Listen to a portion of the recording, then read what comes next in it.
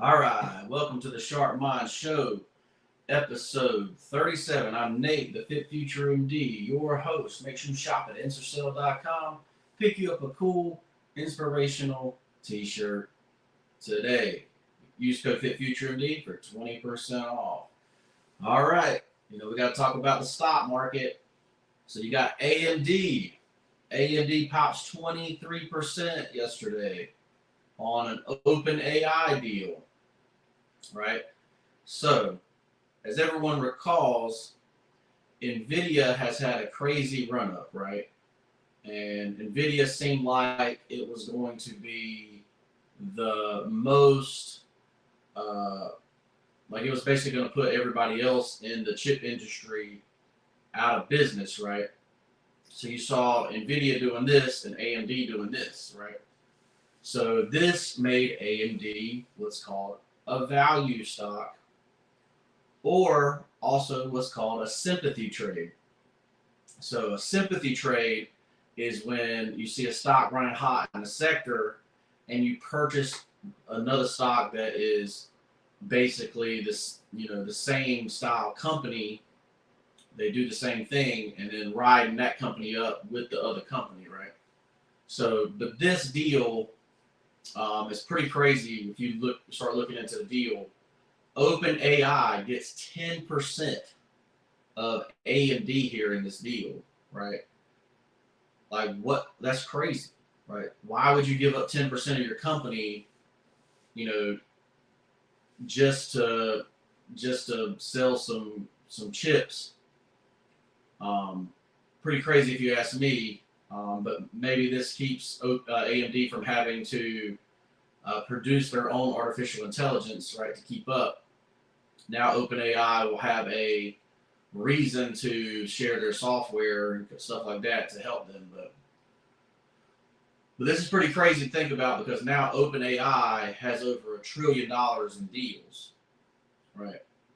But the real point of this story, to me, is that so when you see a stock run hot in a sector, you can go see and find if there's another stock that is similar that could also run later. Now it's been, a couple years running on NVIDIA, and now AMD has popped as well. AMD is actually it's not higher in market cap, but it's higher in price, like how much the price went up, right? Because we really care about, how much the price went up. So if you go and actually look at the stock, look at the 5-year chart, you'll see back in 2022, you could have got AMD at $55.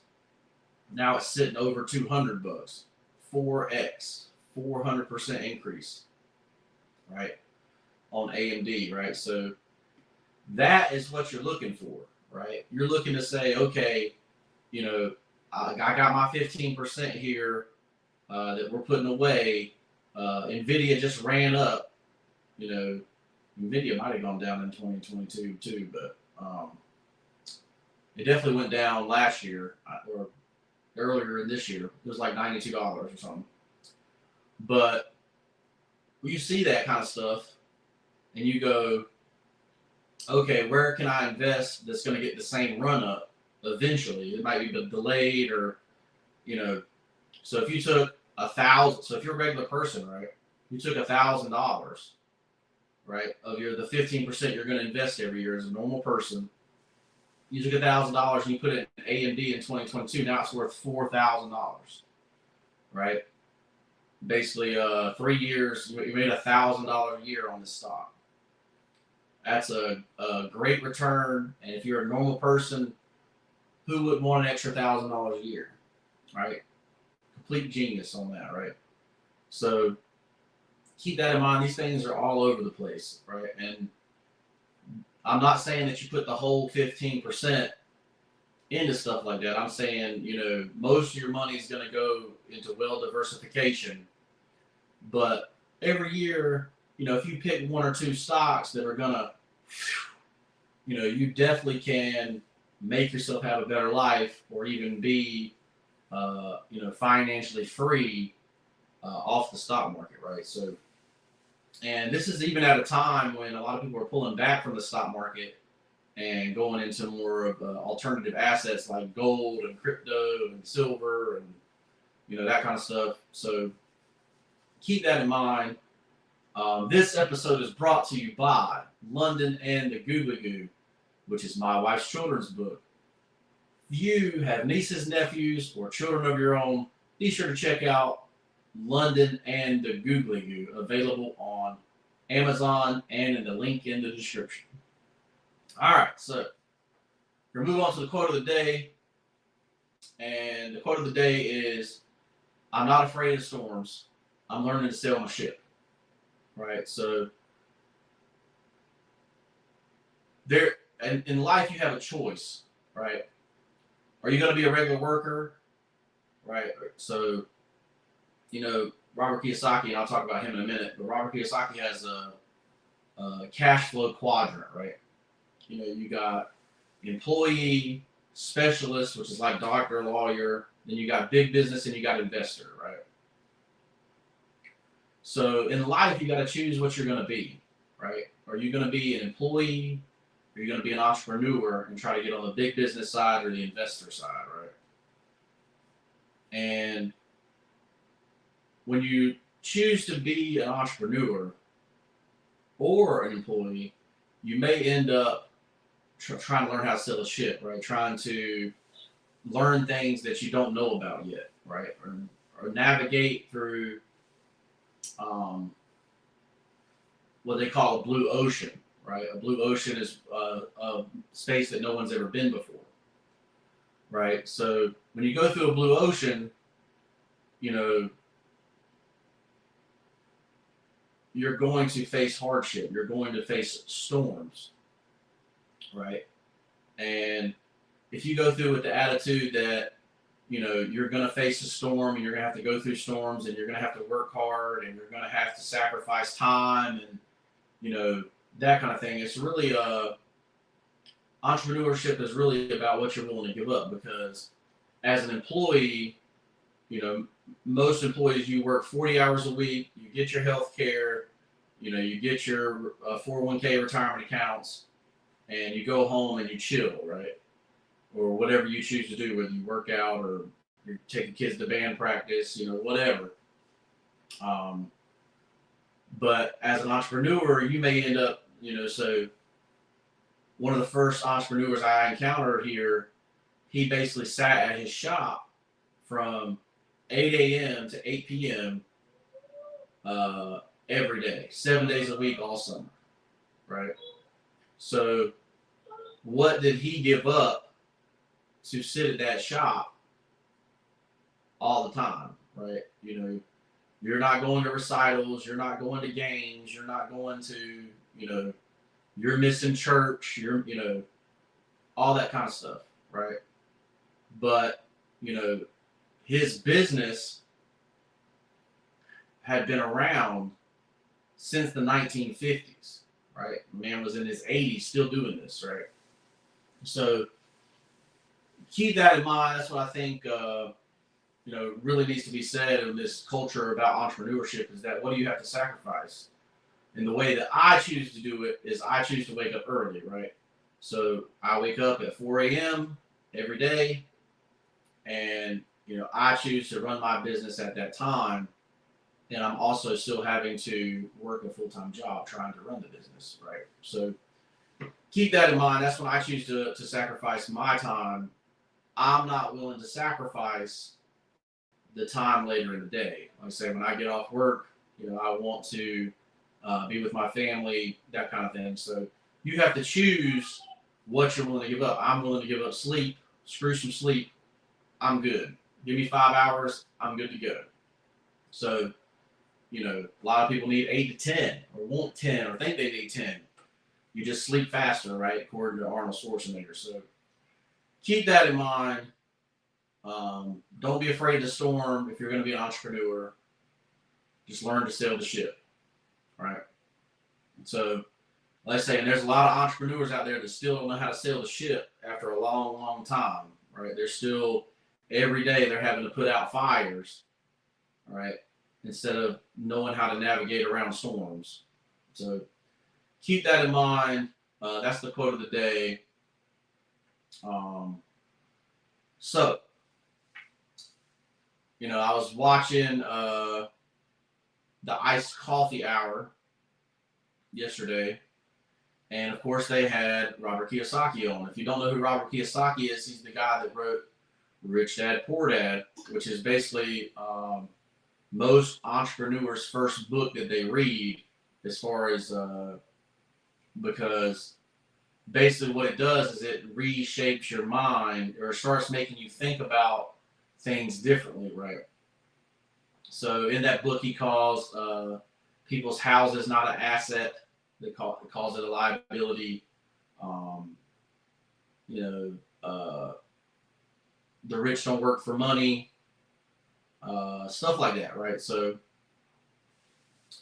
now, what I find interesting is that Robert Kiyosaki calls investing in the stock market for losers, right? So, of course, Graham Stephan sitting there, and all his assets are in stocks, right? He's been investing in stocks, ever since he started being a YouTuber, and he's probably got a portfolio, I would say, over $10 million in the stock market. So he's just sitting there chilling, making money in the stock market every day, right? But he's sitting there telling that to Graham Stephan, right? Basically just calling him a loser to his face, right? And but what does he mean by, like, why is he calling people that invest in the stock market a loser, right? And so the reason that he says that they're losers is because you don't have control, right? And so, I find it interesting because basically Robert has taken two companies public, right? The whole point of being a capitalist is to start a company and take it public, right? And you get paid yin yangs of bucks to take your company public, right? So he took a company public on the Toronto Stock Exchange, and now he's taking one public on the New York Stock Exchange, right? So it's just interesting to me that that's his end game. His end game is to have a stock and somebody buy it, and then he calls the people that do it losers, right? So, but he's basically saying that, without control, you really are an entrepreneur, right? But what you see is that, you see kind of you see through the lies here when you start talking like that. He's really just trying to make you upset, angry, get views, right?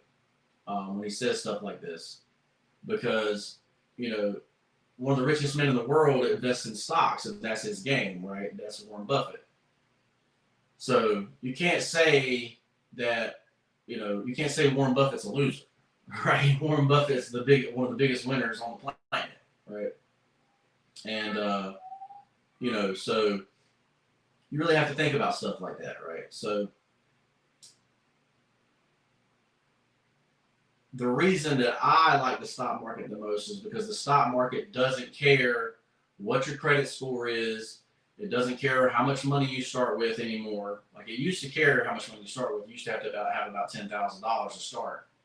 But now it doesn't care about how much money you got to start. You can start with $1 if you wanted to, the way things they got set up. But obviously you want to have a little stack, right? But it doesn't care about that. There's patterns to it that you can trade. And obviously you own portions of businesses. So you own things that actually have intrinsic value, not just, so like crypto has no intrinsic value. Like, it's, if you own just paper money, that has no intrinsic value. It's just paper money, right? Unlike silver actually has intrinsic value because it can be used in things, right? It has like a industrial value. So keep that in mind. Like I said, I think, sometimes when you're listening to people like a Robert Kiyosaki, like a Dave Ramsey, like a Grant Cardone, you have to take what they say, with a grain of salt, because obviously they're salespeople, right? and salespeople know how to sell what they are trying to sell, right? So we went to, a Robert Kiyosaki event thinking Robert would be there. He obviously wasn't. But basically, they were trying to sell us into the Rich Dad Poor Dad education programs, right? And let me tell you, these people can sell, because when he got done preaching and selling that program, you were wanting to buy. You were about to put your whole credit card life down to buy that program, right? So they have their sales tactics down to a science. They know what you want, and they know exactly what to say to get you to sign up, right? So, but before you do that, you have to be willing to sacrifice, right, what you have to get what you want. And if you're not willing to sacrifice, it's a waste of money, right? So keep that in mind, and you can get education for free now. You don't need to buy it. So obviously keep watching my channel, subscribe to the channel if you haven't already, and we'll keep learning together and keep sharpening our mind, right? So, all right, and last thing today, we got life coaching today. So I got Jasmine, she's 31 years old, and realized that they have a bunch of friends, but they're all partnerships of convenience. There's no connection to these friends, right? So despite having a bunch of friends, they still feel lonely all the time, right? So, what's crazy about, the United States right now, and what's crazy about the United States and the world right now, is that 60% of adults in the U.S. feel lonely, right? When we have, phones now, we're the most connected that we've ever been, right? Let's say if you go look back in the day, pre-telephone, you were living miles and miles and miles away from each other, and you would probably see each other once a month, if that, make the long trip, and see each other once a month, or maybe you see each other on Sundays at church if the church was closer to the house, that kind of thing. But so it's crazy that we already feel so lonely in general. But what I found is that, people navigate at different times, right? So, or move along in life at different times, right? So let's say I'm 38 years old. I turned 39 in December, right? I'm having children now in my late 30s, where a lot of people that I grew up with, they already have a senior in high school, or their child has already graduated from high school, right? So they're at a different point in their life than I am, right? And obviously, I still love and care about those people, but they lived a different life than I did. They matured in life faster than I did, maybe, if you want to say that. But so they're going to have different views on things. They're going to have different friendships that they've gained or lost. And, so first thing is like realizing that people are going to be in different spots in life, right? So then the biggest thing is trying to find people that are in the same spot in life that you are, or the same spot in life that you want to be, right? Because you are the 5 people you hang out with, right?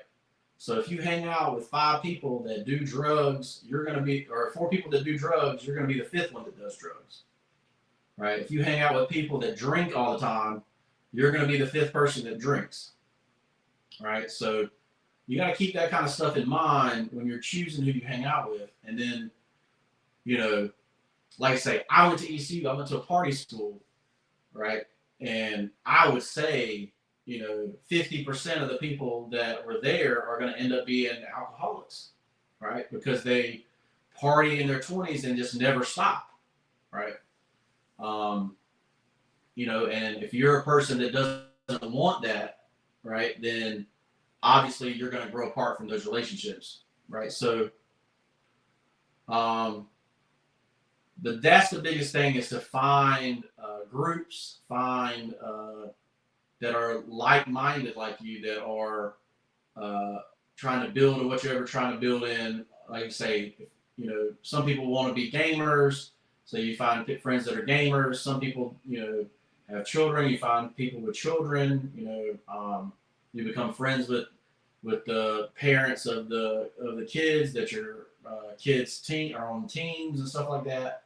Go to elementary school with, go to middle school with, go to high school with.